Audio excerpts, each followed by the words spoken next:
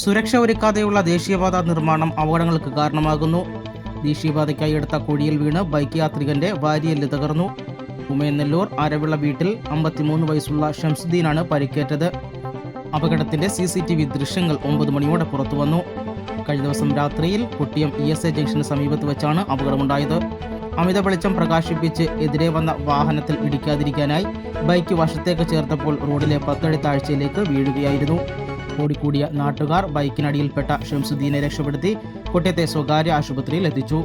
സുരക്ഷാ ക്രമീകരണങ്ങൾ സജ്ജീകരിക്കാതെ റോഡ് നിർമ്മിക്കുന്ന കമ്പനിക്കെതിരെ പ്രതിഷേധം ശക്തമാവുകയാണ്. കഴിഞ്ഞ ആഴ്ച കുഴിയിലേക്ക് ലോറി വീണ് അപകടത്തിൽപ്പെട്ടിരുന്നു.